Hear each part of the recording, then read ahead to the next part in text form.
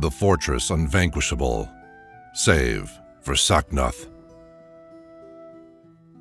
In a wood older than record, a foster brother of the hills, stood the village of Altrusian, and there was peace between the people of that village and all the folk who walked in that dark ways of the wood, whether they were human or of the tribes of the beasts, or of the race of the fairies and the elves and the little sacred spirits of trees and streams. Moreover, the village people had peace among themselves and between them and their lord, Lorendiak. In front of the village was a wide and grassy space, and beyond this great wood again, but at the back, the trees came right up to the houses, which, with their great beams and wooden framework and thatched roofs, green with moss, seemed almost to be a part of the forest. Now, in the time I tell of, there was trouble in Altrusian, for of an evening fell dreams were wont to come slipping through the tree trunks and into the peaceful village, and they assumed dominion of men's minds and led them in watches of the night through the cindery plains of hell. Then the magician of that village made spells against those fell dreams, yet still the dreams came flitting through the trees as soon as the dark had fallen, and led men's minds by night into terrible places and caused them to praise Satan openly with their lips. And men grew afraid of sleep in Altrusian, and they grew worn and pale, some through the want of rest, and others from fear of the things they saw on the cindery plains of hell. Then the magician of the village went up into the tower of his house, and all night long those whom fear kept awake could see his window high up in the night glowing softly alone. The next day, when the twilight was far gone and night was gathering fast, the magician went away to the forest's edge and uttered there the spell that he had made. And the spell was a compulsive, terrible thing, having a power over evil dreams and over spirits of ill. For it was a verse of 40 lines in many languages, both living and dead, and had in it the word wherewith the people of the plains are wont to curse their camels, and the shout wherewith the whalers of the north lure the whales shoreward to be killed, and a word that causes elephants to trumpet, and every one of the 40 lines closed with a rhyme for wasp. And still, the dreams came flitting through the forest and led men's souls into the plains of hell. Then the magician knew that the dreams were from Gaznak. Therefore he gathered the people of the village and told them that he had uttered his mightiest spell, a spell having power over all that were human or of the tribes of the beasts, and that since it had not availed, the dreams must come from Gaznak, the greatest magician among the spaces of the stars. And he read to the people out of the Book of Magicians, which tells the comings of the comet and foretells his coming again. And he told them how Gaznak rides upon the comet, and how he visits Earth once in every 230 years, and makes for himself a vast, invincible fortress, and sends out dreams to feed on the minds of men, and may never be vanquished but by the sword Sacnoth. And a cold fear fell on the hearts of the villagers when they found that their magician had failed them. Then spake Leothric, son of the lord Lorendiak, and 20 years old was he. "Good master, what of the sword Sacnoth?" And the village magician answered, "Fair lord, no such sword as yet is wrought, for it lies as yet in the hide of Therigavarug, protecting his spine." Then said Leothric, "Who is Therigavarug, and where may he be encountered?" And the magician of Altrusian answered, "He is the dragon crocodile who haunts the northern marshes and ravages the homesteads by their marge. And the hide of his back is of steel, and his underparts are of iron. But along the midst of his back over his spine there lies a narrow strip of unearthly steel. This strip of steel is Sacnoth, and it may be neither cleft nor molten, and there is nothing in the world that may avail to break it, nor even leave a scratch upon its surface. It is of the length of a good sword, and of the breadth thereof. Shouldest thou prevail against Therigavarug, his hide may be melted away from Sacnoth in a furnace, but there is only one thing that may sharpen Sacnoth's edge, and this is one of Therigavarug's own steel eyes, and the other eye thou must fasten to Sacnoth's hilt, and it will watch for thee. But it is a hard task to vanquish Therigavarug, for no sword can pierce his hide. His back cannot be broken, and he can neither burn nor drown, In one way only can Theragatharug die, and that is by starving." Then sorrow fell upon Leothric, but the magician spoke on. "If a man drive Theragatharug away from his food with a stick for 3 days, he will starve on the 3rd day at sunset, and though he is not vulnerable, yet in one spot he may take hurt, for his nose is only of lead. A sword would merely lay bare the uncleavable bronze beneath, but if his nose be smitten constantly with a stick, he will always recoil from the pain, and thus may Theragatharug, to left and right, be driven away from his food." Then Leothric said, "What is Theragatharug's food?" And the magician of Alathurion said, "His food is man." But Leothric went straightway thence, and cut a great staff from a hazel tree, and slept early that evening. But the next morning, awaking from troubled dreams, he arose before the dawn, and taking with him provisions for 5 days, set out through the forest northwards towards the marshes. For some hours he moved through the gloom of the forest, and when he emerged from it, the sun was above the horizon, shining on pools of water in the wasteland. Presently he saw the claw marks of Theragatharug deep in the soil, and the track of his tail between them like a furrow in a field. Then Leothric followed the tracks till he heard the bronze heart of Theragatharug before him, booming like a bell. And Theragatharug, it being the hour when he took the first meal of the day, was moving towards a village with his heart tolling, and all the people of the village were come out to meet him, as it was their wont to do, for they abode not the suspense of awaiting Theragatharug, and of hearing him sniffing brazenly as he went from door to door, pondering slowly in his metal mind what habitant he should choose. And none dared to flee, for in the days when the villagers fled from Theragatharug, he, having chosen his victim, would track him tirelessly, like a doom. Nothing availed them against Theragatharug. Once they climbed the trees when he came, but Theragatharug went up to one, arching his back and leaning over slightly, and rasped against the trunk until it fell.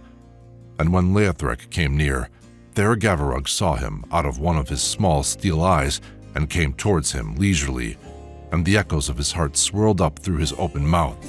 And Leothric stepped sideways from his onset, and came between him and the village, and smote him on the nose, and the blow of the stick made a dint in the soft lead.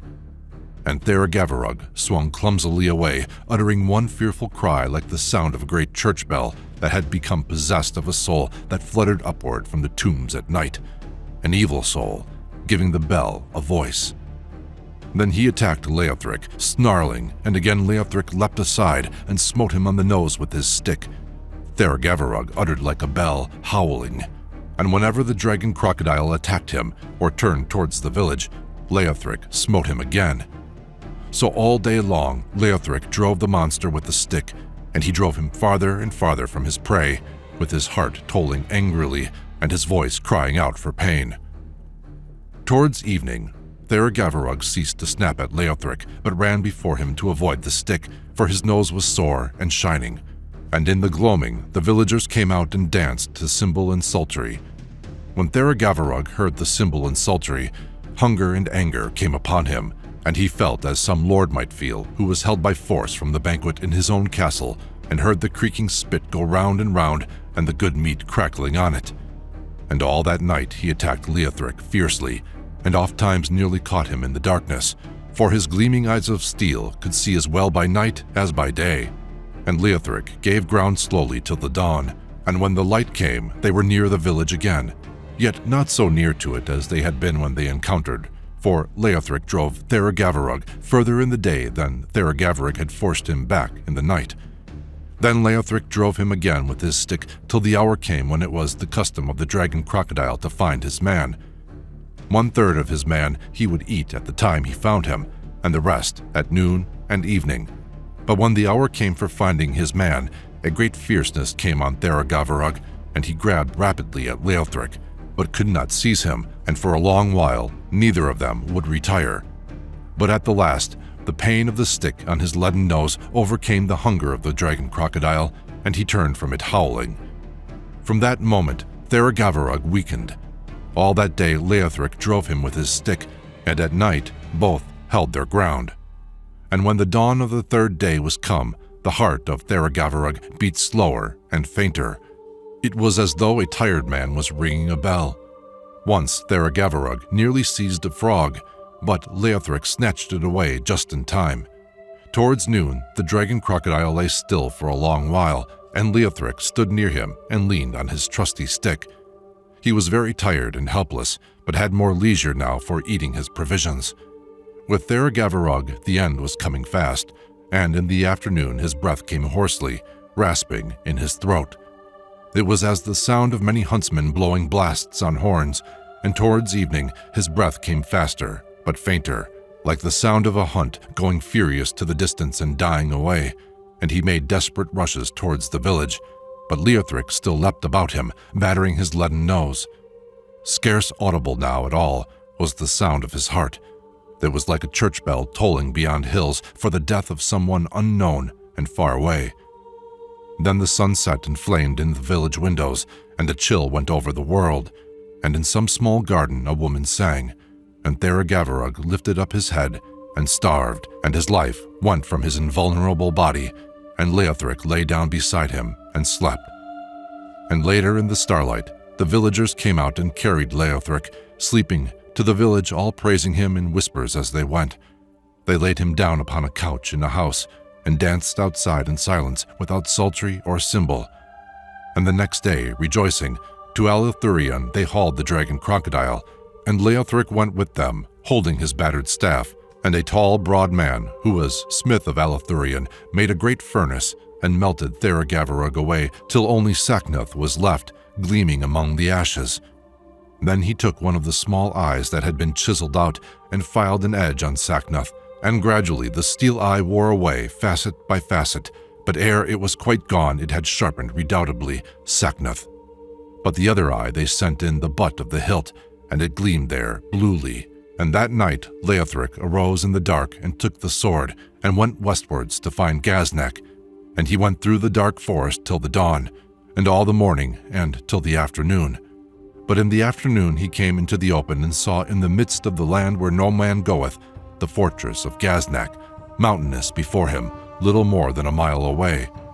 And Leothric saw that the land was marsh and desolate, and the forest went up all white out of it, with many buttresses, and was broad below but narrowed higher up, and was full of gleaming windows with the light upon them. And near the top of it a few white clouds were floating, but above them some of its pinnacles reappeared.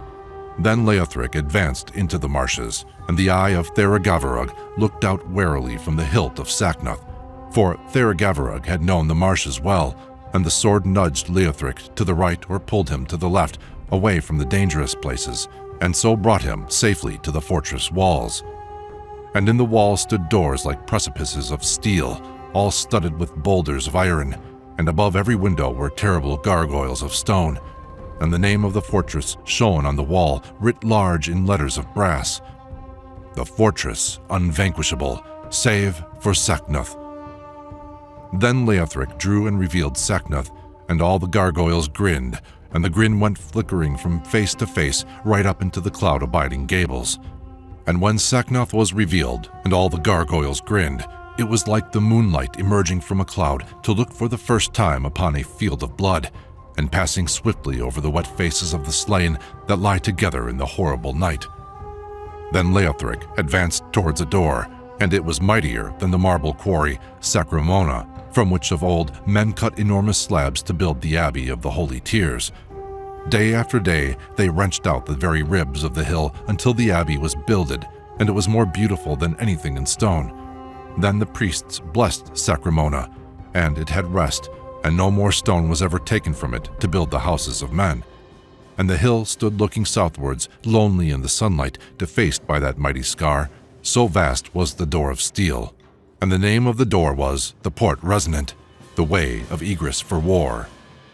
Then Leothric smote upon the Port Resonant with Sacnoth, and the echo of Sacnoth went ringing through the halls, and all the dragons in the fortress barked. And when the baying of the remotest dragon had faintly joined in the tumult, a window opened far up among the clouds, below the twilit gables, and a woman screamed, and far away in hell her father heard her, and knew that her doom was come. And Leothric went on smiting terribly with Sacnoth, and the gray steel of the port resonant, the way of egress for war that was tempered to resist the swords of the world, came away in ringing slices. Then Leothric, holding Sacnoth in his hand, went in through the hole that he had hewn in the door and came into the unlit cavernous hall. An elephant fled trumpeting, and Leothric stood still holding Sacnoth. When the sound of the feet of the elephant had died away in the remoter corridors, nothing more stirred, and the cavernous hall was still. Presently, the darkness of the distant halls became musical with the sound of bells, all coming nearer and nearer.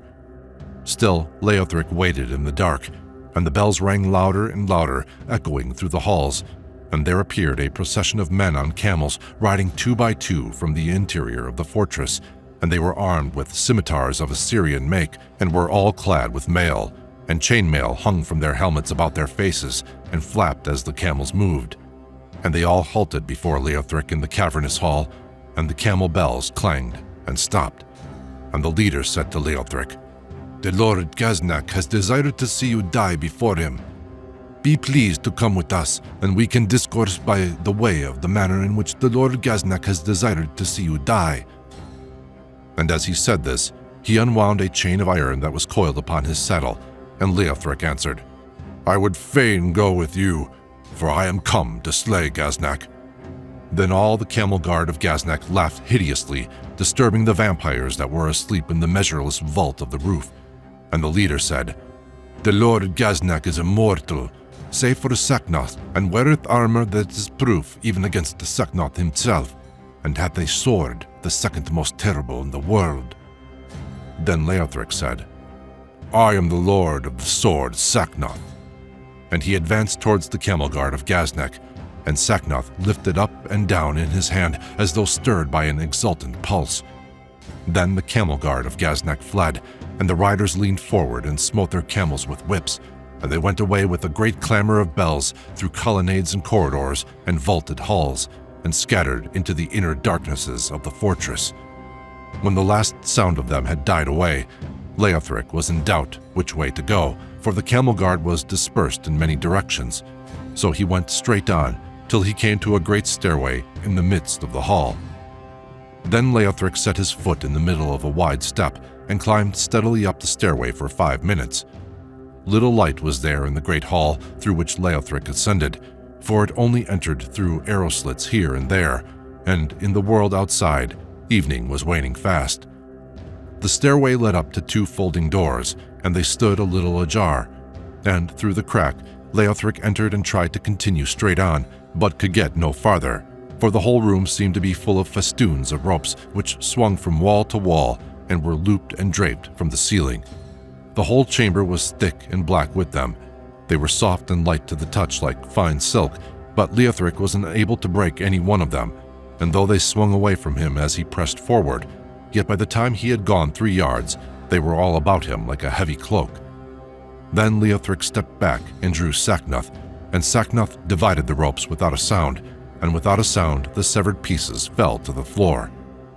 Leothric went forward slowly, moving Sacnoth in front of him, up and down as he went.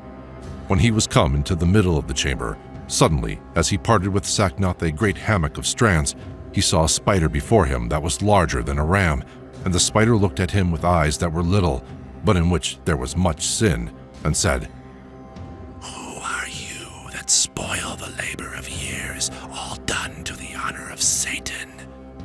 And Leothric answered, "I am Leothric, son of Lorendiak." And the spider said, "I will make a rope at once to hang you with." Then Leothric parted another bunch of strands and came nearer to the spider as he sat making his rope. And the spider, looking up from his work, said, "What is that sword which is able to sever my ropes?" And Leothric said, "It is Sacnoth." Thereat the black hair that hung over the face of the spider parted to left and right, and the spider frowned. Then the hair fell back into its place and hid everything except the sin of the little eyes, which went on gleaming lustfully in the dark. But before Leothric could reach him, he climbed away with his hands, going up by one of his ropes to a lofty rafter, and there sat, growling. But clearing his way with Sacnoth, Leothric passed through the chamber and came to the farther door, and the door being shut, and the handle far up out of his reach, he hewed his way through it with Sacnoth in the same way as he had through the port resonant, the way of egress for war. And so Leothric came into a well-lit chamber where queens and princes were banqueting together, all at a great table. And thousands of candles were glowing all about, and their light shone in the wine that the princes drank, and on the huge gold candelabra. And the royal faces were irradiant with the glow, and the white tablecloth, and the silver plates, and the jewels in the hair of the queens, each jewel having a historian all to itself, who wrote no other chronicles all his days. Between the table and the door there stood 200 footmen, in 2 rows of 100, facing one another. Nobody looked at Leothric as he entered through the hole in the door, but one of the princes asked a question of a footman, and the question was passed from mouth to mouth by all the 100 footmen, till it came to the last one nearest Leothric. And he said to Leothric, without looking at him, "What do you seek here?" And Leothric answered, "I seek to slay Gaznak." And footman to footman repeated all the way to the table, "He seeks to slay Gaznak." And another question came down the line of the footmen, "What is your name?" And the line that stood opposite took his answer back. Then one of the princes said, "Take him away where we shall not hear his screams." And footmen repeated it to footmen till it came to the last 2, and they advanced to seize Leothric. Then Leothric showed to them his sword, saying, "This is Sacnoth." And both of them said to the man nearest, "It is Sacnoth," then screamed and fled away. And 2 by 2, all up the double line, footman to footman repeated, "It is Sacnoth," then screamed and fled till the last 2 gave the message to the table, and all the rest had gone. Hurriedly then arose the queens and princes and fled out of the chamber. And the goodly table, when they were all gone, looked small and disorderly and awry. And to Leothric, pondering in the desolate chamber by what door he should pass onwards, there came from far away the sounds of music, and he knew that it was the magical musicians playing to Gaznak while he slept. Then Leothric, walking towards the distant music, passed out by the door opposite to the one through which he had cloven his entrance, and so passed into a chamber vast as the other, in which were many women, weirdly beautiful. And they all asked him of his quest, and when they heard that it was to slay Gaznak, they all besought to tarry among them, saying that Gaznak was immortal, save for Sacnoth, and also that they had need of a knight to protect them from the wolves that rushed round and round the wainscot all the night, and sometimes broke in upon them through the mouldering oak. Perhaps Leothric had been tempted to tarry had they been human women, for theirs was a strange beauty, but he perceived that instead of eyes they had little flames that flickered in their sockets, and knew them to be the fevered dreams of Gaznak. Therefore he said, "I have a business with Gaznak and with Sacnoth," and passed on through the chamber. And at the name of Sacnoth those women screamed, and the flames of their eyes sank low and dwindled to sparks. And Leothric left them, and, hewing with Sacnoth, passed through the farther door. Outside he felt the night air on his face, and found that he stood upon a narrow way between 2 abysses. To left and right of him, as far as he could see, the walls of the fortress ended in a profound precipice, though the roof still stretched above him, and before him lay the 2 abysses full of stars, for they cut their way through the whole earth and revealed the undersky. And threading its course between them went the way, and it sloped upwards, and its sides were sheer. And beyond the abysses, where the way led up to the further chambers of the fortress, Leothric heard the musicians playing their magical tune.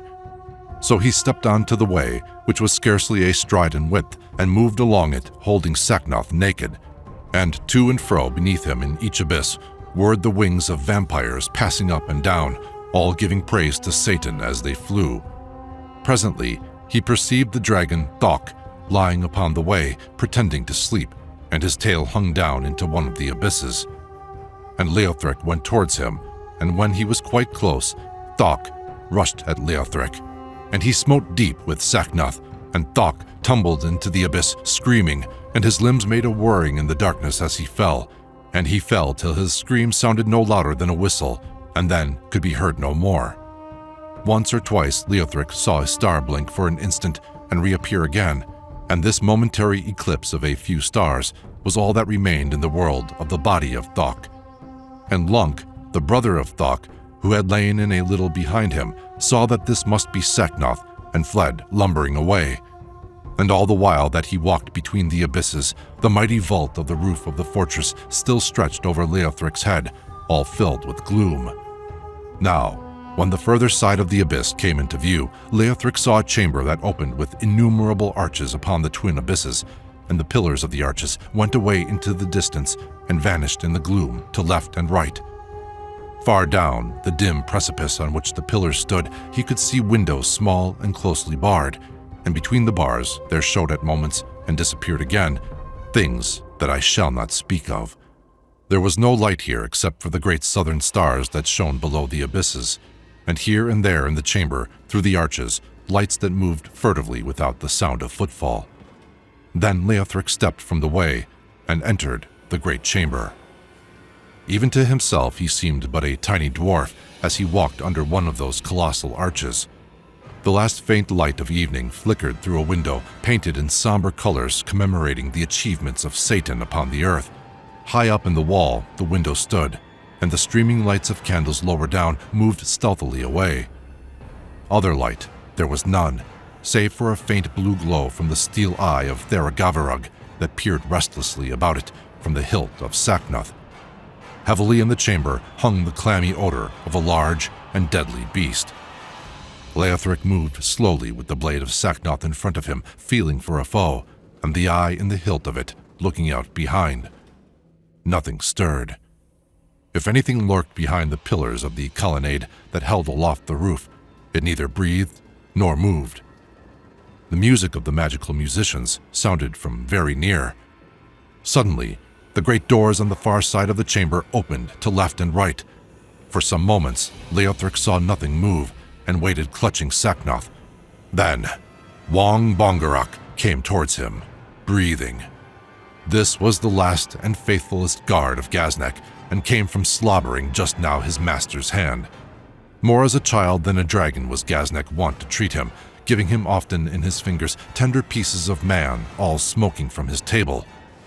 Long and low was Wong Bongarak, and subtle about the eyes, and he came, breathing malice against Leothric out of his own faithful breast, and behind him roared the armory of his tail, as when sailors drag the cable of the anchor all rattling down the deck.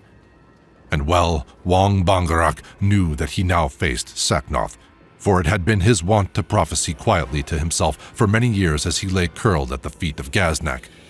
And Leothric stepped forward into the blast of his breath and lifted Sacnoth to strike. But when Sacnoth was lifted up, the eye of Theragavarug in the butt of the hilt beheld the dragon and perceived his subtlety. For he opened his mouth wide and revealed to Leothric the ranks of his saber teeth, and his leather gums flapped upwards.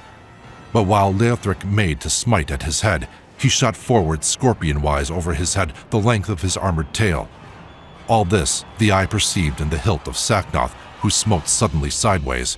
Not with the edge smote Sacnoth, for had he done so, the severed end of the tail had still come hurtling on, as some pine tree that the avalanche has hurled point foremost from the cliff right through the broad breast of some mountaineer.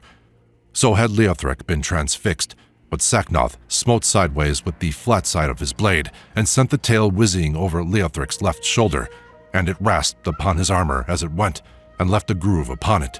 Sideways then at Leothric smote the foiled tail of Wong Bongarak, and Sacnoth parried, and the tail went shrieking up the blade and over Leothric's head.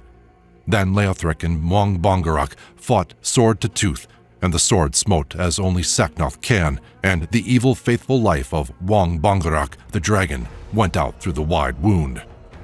Then Leothric walked on past that dead monster, and the armored body still quivered a little, and for a while it was like all the plowshares in a county working together in one field behind tired and struggling horses. Then the quivering ceased, and Wong Bongarak lay still to rust. And Leothric went on to the open gates, and Sacnoth dripped quietly along the floor. By the open gates through which Wong Bongarak had entered, Leothric came into a corridor echoing with music.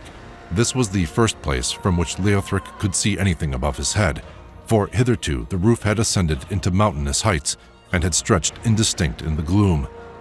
But along the narrow corridor hung huge bells, low and near to his head, and the width of each brazen bell was from wall to wall, and they were one behind the other.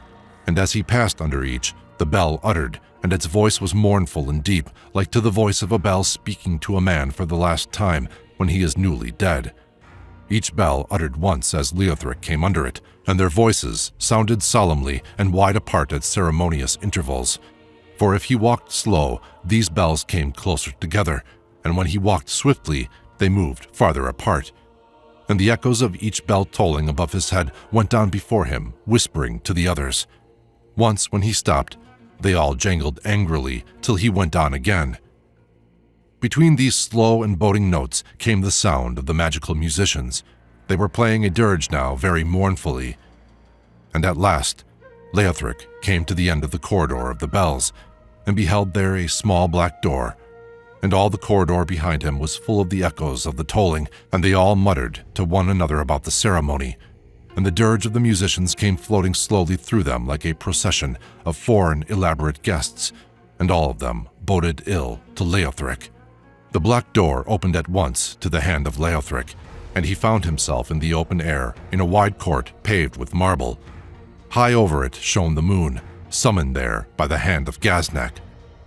There Gaznak slept, and around him sat his magical musicians, all playing upon strings.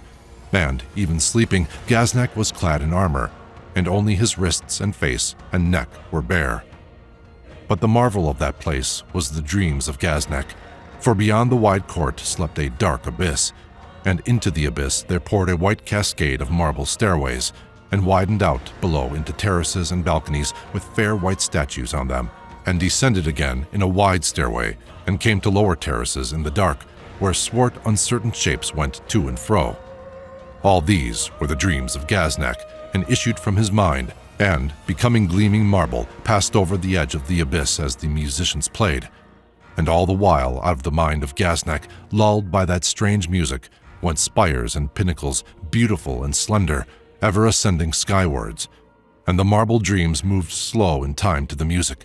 When the bells tolled and the musicians played their dirge, ugly gargoyles came out suddenly all over the spires and pinnacles, and great shadows passed swiftly down the steps and terraces, and there was hurried whispering in the abyss. When Leothric stepped from the black door, Gaznak opened his eyes. He looked neither to left nor right, but stood up at once, facing Leothric. Then the musicians played a death spell on their strings, and there arose a humming along the blade of Sacnoth as he turned the spell aside.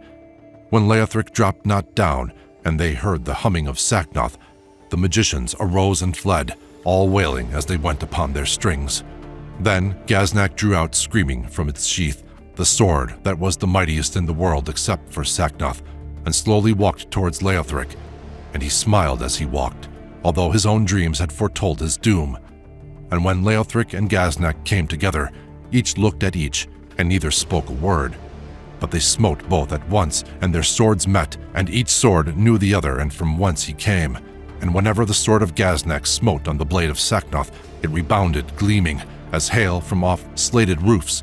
But whenever it fell upon the armor of Leothric, it stripped it off in sheets. And upon Gaznak's armor, Sacnoth fell oft and furiously, but ever he came back snarling, leaving no mark behind. And as Gaznak fought, he held his left hand hovering close over his head. Presently, Leothric smote fair and fiercely at his enemy's neck, but Gaznak, clutching his own head by the hair, lifted it high aloft, and Sacnoth went cleaving through an empty space. Then Gaznak replaced his head upon his neck, and all the while fought nimbly with his sword, and again Leothric swept with Sacnoth at Gaznak's bearded neck, and ever the left hand of Gaznak was quicker than the stroke, and the head went up, and the sword rushed vainly under it.